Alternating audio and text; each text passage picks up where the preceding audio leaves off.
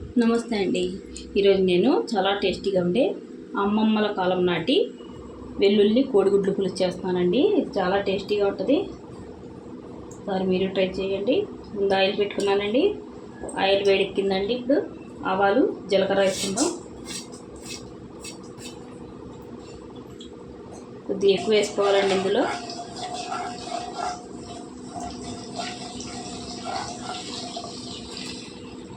4 ఎండుమిర్చి అండి. చాలా టేస్టీగా ఉంటుందండి. ఒకసారి మీరు ట్రై చేయండి. ఈ పులుసు కొద్దిగా వేగాలండి. చూడండి, ఎండుమిరపకాయలు వేగిపోయాయండి. కరివేపాకు వేసుకున్నప్పుడు కొద్దిగా వేగనిద్దాం. కరివేపాకు చెక్కట్లాడితే సరిపోద్దండి.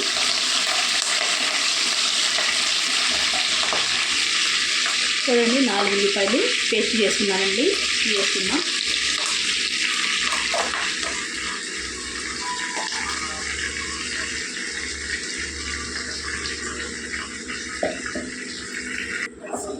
వేసేసుకున్నాం కదండి. ఇప్పుడు రుచికి తగినంత ఉప్పు వేసుకుందామండి. ఇందులో చూసుకొని వేసుకుందామండి.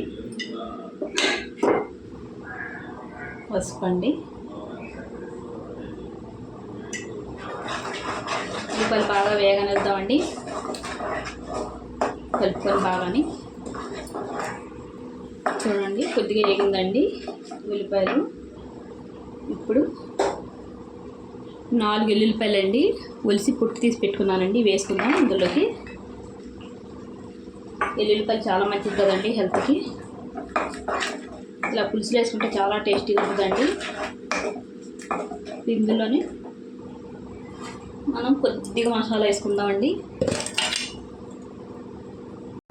చూడండి, ఒక చెంచా అండి, అంతే, ఎక్కువ అవసరం లేదండి. ఇవి బాగా కలిపేసుకుందాం. యాగాలండి. కొద్దిగా మసాలా పచ్చివాసన పోయే వరకు వేసుకుందాం. చూడండి, కొద్దిగా వేగిందండి మసాలా.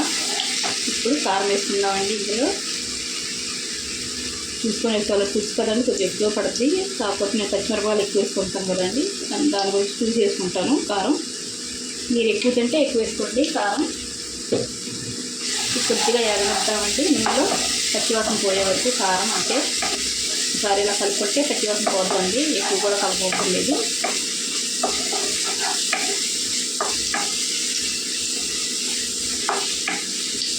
చాలా టేస్టీగా ఉంటుందండి.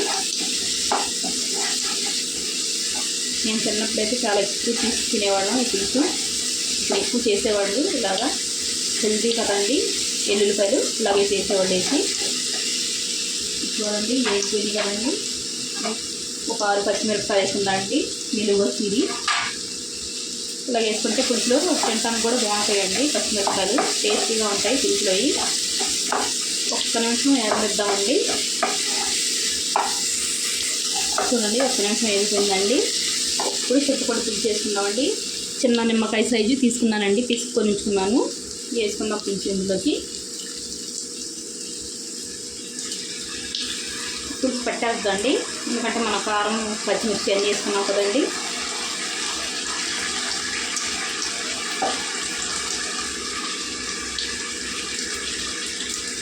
ఇందులోని తగినన్ని నీళ్ళు వేసుకుందామండి.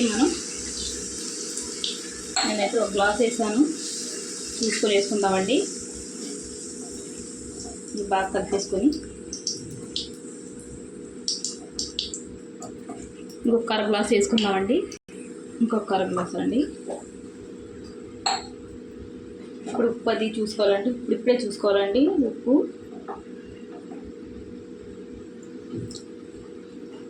ఇంకొద్దిగా ఉప్పు పడుతుందండి. నాకైతే పులుపది కరెక్ట్గా సరిపోయిందండి. ఇప్పుడు ఇందులో గుడ్లు కూడా వేసేసుకుందామండి. చూడండి, ఇలా వేపుకున్నానండి. నేను నూనెలో ఘాట్లు కూడా పెట్టుకున్నానండి. ఇదండి ఘాట్లు ఎలా పెట్టుకోవాలండి. 4 వైపులా పెట్టుకుంటే బాగా పులుసు లోపలికి వెళ్ళి టేస్టీగా ఉంటాయండి గుడ్లు. కాబట్టి మూత పెట్టి వండుకుందామండి. చూడండి, పులుసు ఇలా దగ్గరికంట వండుకోవాలండి. చిక్కగానే ఇలా వండుకుంటేనే టేస్ట్ అండి. అంతేనండి, అమ్మమ్మల కాలం నాటి కోడిగుడ్డు వెల్లుల్లి పులుసు అండి.